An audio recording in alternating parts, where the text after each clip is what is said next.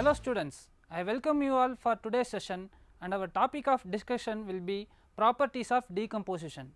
In our earlier class, we have studied about normalization, which is defined as decomposing a relational schema R into various subschemas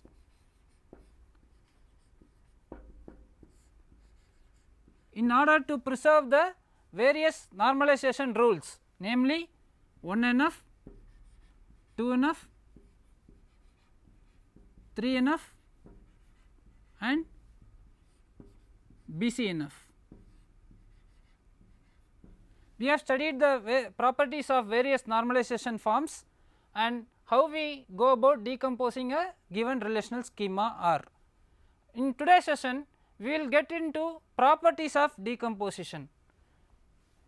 Any decomposition should follow these two properties of decomposition, namely lossless join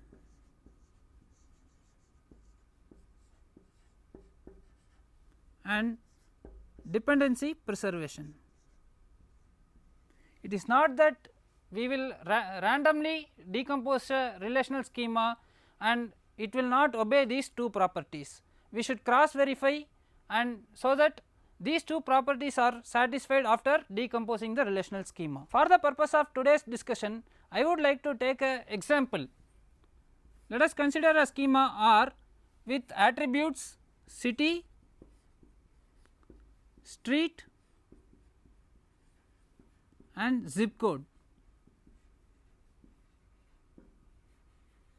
I am renaming these attributes for my convenience as C, S and Z. Now looking at this relational schema, we arrive at two functional dependency. City and street combinedly can uniquely determine zip code. Similarly, given a zip code, I can tell to which city it belongs to. We have arrived at these two functional dependency and the possible candidate keys for this relational schema are C, S and S, Z. Computing the closure of C, S, we get the original schema back. Similarly, computing the closure of this attribute S, Z, we get back the original schema. So, the possible candidate keys for this relational schema are C, S and S, Z.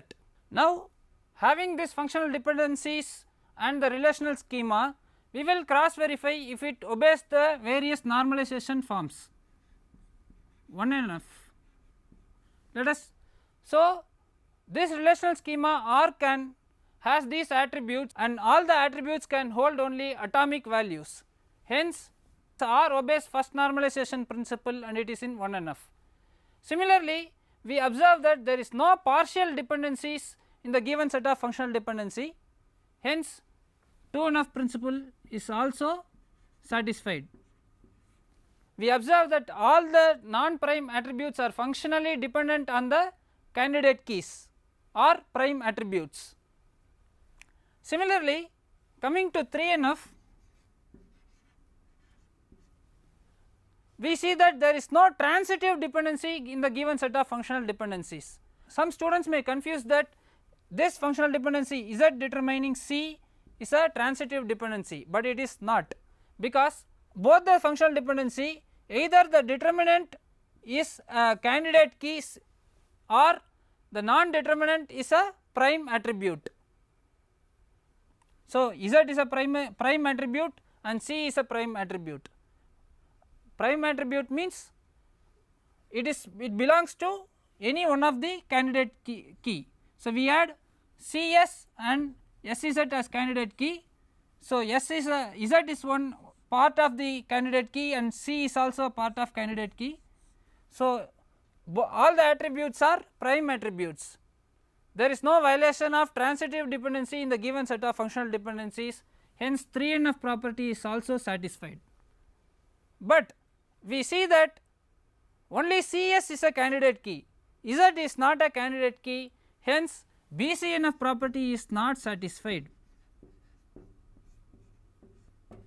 We should decompose this relational schema R into subschemas to make it obey the principle of BCNF. So, we go upon as R1 with CZ and R2 with SZ. Now, R1 and R2 with these two functional dependency are in BCNF. Either of the determinants are a candidate key, hence it is in BCNF. Now, we will go for verifying if this decomposition is both lossless join and dependency preserving. To verify if it is lossless join or not, we have a rule which states that R1 intersection R2 should functionally determine either R1 minus R2 or R2 minus R1. In the given example, R1 intersection R2. So, we went for decomposing this relation R1 as CZ, R2 as SZ. So, we see that the attribute Z is common in both the relation R1 and R2.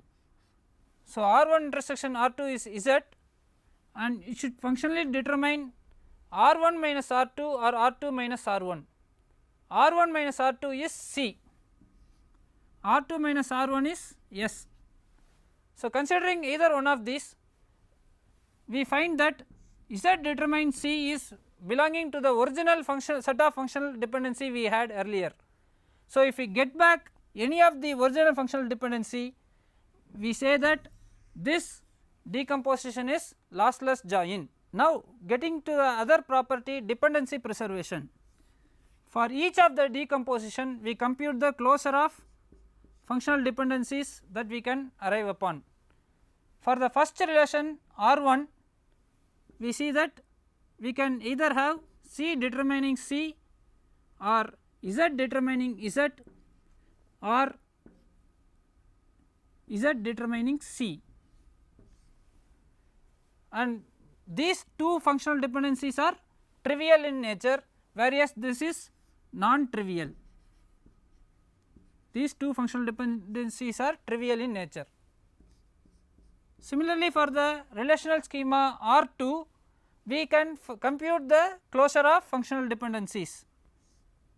S can determine S, Z can determine Z. Both are trivial in nature. Now, F1 union F2 we will compute, and we will consider only the non-trivial functional dependency in our result. We have Z determining C. So, in the final union closure, we have only Z determining C, whereas this functional dependency CS determining Z is not able to be preserved in the decomposition. Hence, we say that this decomposition is not dependency preserving. So, from this discussion, the key takeaways are BCNF decompositions are always lossless join, but it may or may not be dependency preserving. But on the other hand, 3NF decompositions are always both lossless join and dependency preserving. And second takeaway is BCNF is stricter than 3NF. Hope the session was informative. Thank you.